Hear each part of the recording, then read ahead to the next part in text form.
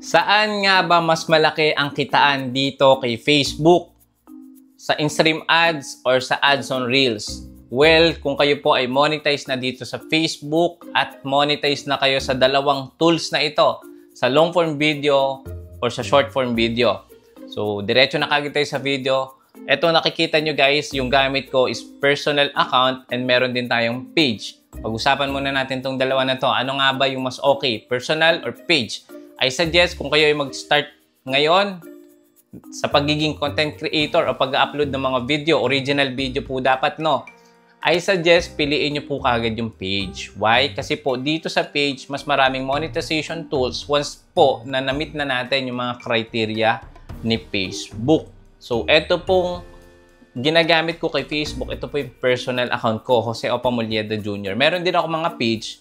Yun nga lang guys, hindi ko na ma-manage kasi sobrang busy ko din. And pag-uusapan natin dito kung ano ba ngayon ang malaki ang kitaan sa short form video o sa long form video. Well, depende po ito sa inyo, sa pag-upload nyo o sa mga video na na-upload nyo na at kung kumikita na sila. Etong data na to is specifically kinita ko dito sa aking personal account and then bibigyan ko kayo ng idea kung saan kayo makakapag-focus. So, dito guys, meron na akong almost 500,000 followers. So, hindi talaga ako makapag-focus pa sa page. And then, kung check natin guys dito, sa monetization, ang available lang po sa personal profile, kung kayo po ay magiging eligible to monetize ang inyong profile, 4 lang. Una po dyan yung stars, ads on Reels, bonuses, in-stream ads. So, ano yung pinakamahirap dito? Ang pinakamahirap dito na ma-acquire or ma-monetize is yung long-form video. Madali po dito ma-monetize yung stars. May mga qualification yan. Dapat meron tayong 5,000 followers. Dati 500 lang or 1,000 followers. Ngayon, ata nasa 5,000 followers na yung kailangan to be able ma-monetize. So, ngayon, dito sa personal, yung subscription is hindi siya eligible. So, wala pang subscription dito. Ayan makikita nyo. Hindi available yung ating personal. Pero soon, baka, di ba, maging available din ito. So, kung sa page naman, available po lahat ito once na na-meet nyo yung minimum minute requirements, yung followers requirements, video upload, and depende pa po sa sa duration ng video. So, kailangan nyo ma-meet yun. Pero, dito, papakita ko sa inyo, yung kinita natin sa in-stream ad is mas mababa na po compare sa ads on Reels. Paiba-iba guys talaga si Facebook. Pero dito, depende nga po ito sa video na in-upload nyo. I suggest, kung kayo po ay bago pa lang, guys, iwasan nyo pong mag-upload ng mga unoriginal video. Meron tayong mga separate video niyan na actual na ginawa natin. Nag-upload tayo ng unoriginal. And automatically, guys, nagkaroon kagad siya ng violation. So, kung kayo is mag-i-start pa lang at hindi pa kayo monetize, di ba? Huwag natin i-gain yung views or followers dahil po sa unoriginal content. And I suggest, kung mag-i-start kayo sa page, mag-create kayo ng prepared niches or niche nyo or topic po ng page nyo. So, I suggest, mag-focus kayo sa interesting topic, educational, inspirational, motivational, at marami pang iba. Yung same topic, kung entertaining yan, kung nakakatawa yan, pwede. So, eto yung kinita ng in-stream ads ko sa loob po ng almost 1 month. From September 1 to September 28. $24 lang siya, guys. Sobrang baba. Kahit nag-upload po tayo ng 3 minutes longer video, mababa pa rin po yung nag-generate niya. At konti po talaga yung views. Ngayon, kapag po mahaba yung mga videos, I suggest, kung talagang kakastart nyo pa lang, mag-focus muna tayo sa short form video.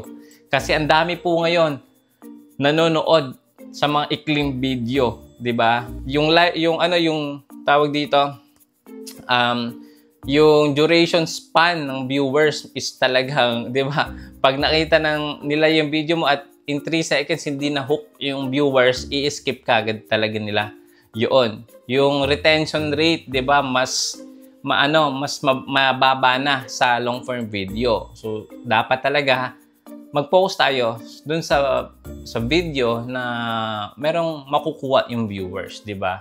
Or merong matututunan, ma-inspire, or pwede silang magkaroon ng idea dun sa pinuputray nyo sa video, ina-upload natin. So, $24, so mababa, di ba? Pero guys, etong sa Ads on Reels, pakita ko sa inyo. Ayan, naglo-loading lang siya. Kumita tayo guys. Nag-start lang tayo mag-upload dito ng mga 1 minute and 30 seconds na video. Minsan mas maikli pa.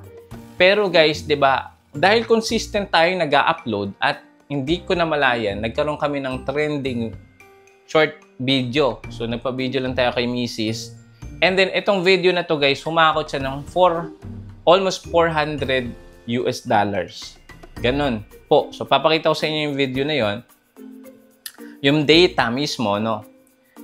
Meron tayong kinita sa isang video din na merong $68. Ito is 1.5 million views. $68 yan.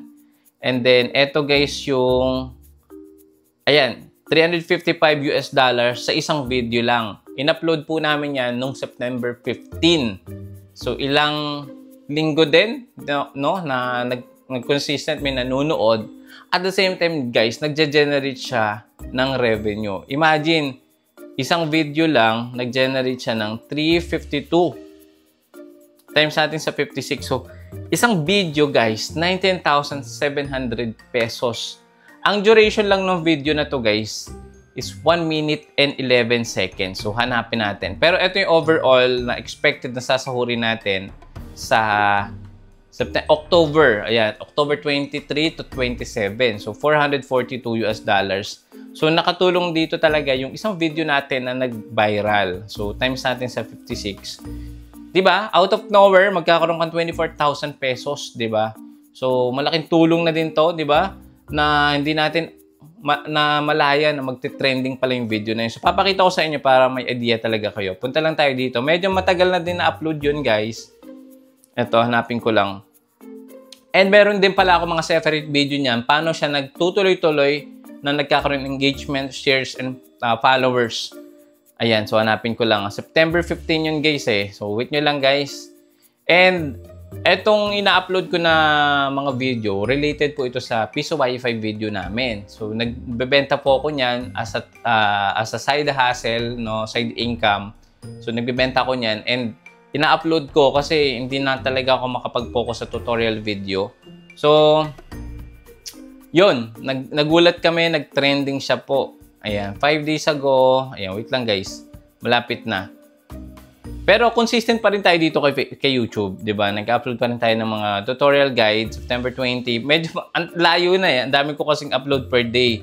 I suggest kung mag-upload din kayo sa inyong Ads on Reels, at least kung kaya nyo 2 or 3 video per day sa short, sa Ads on Reels, mas okay yun para at least, di ba, consistent. And then, itaan nyo din sa oras kung saan walang ginagawa yung mga viewers. Umaga or lunch break, tsaka pag-uwi. Ganong oras. So, I suggest lang naman yun. Depende naman po sa inyo kung ano yung most prepared na oras nyo na pag-upload. So, eto na guys, malapit na. Ayan. So, eto na guys. Di ba, ang dami ko nang na-upload? Ayan. Ito, wait lang. Konti na lang. Ayan, ito yun guys eh. Ito yun. Ayan. So, inaano ko lang siya. Nire-repost ko lang siya. At pinopost ko siya sa stories. I suggest, kung meron kayong stories, mag-post din kayo doon. So, meron na pala siyang 4.9 million views, di ba? And counting. So, punta tayo dito. Ito yun, September 13 ko pala in-upload. So, ito lang yung title. And then, meron siyang few hashtag na nakalagay sa description or sa caption. And then, punta tayo dito sa insight. Papakita ko lang sa inyo saglit para may idea kayo. So, 1 minute and 11 seconds po yung duration ng video na to. In-upload ko siya ng 11:23. So, magla-lunch break, 'di ba? So, I suggest ganon. And then, makikita nyo guys dito humakot tayo ng followers. From 450, naging 480, di ba? Or almost 30 to 40,000 followers yung nadagdag sa atin sa loob lang po ng 2 linggo. So, yun.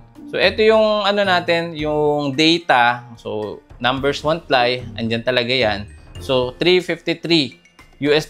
So, makikita nyo ads on Reels po talaga yung pinaka may malaking ads and may mas malaking earnings na kinita. So, yun lang. Sa video na to, nalaman natin kung saan ba talaga mas okay mag-upload dahil mostly preferred ng tao short form video ngayon.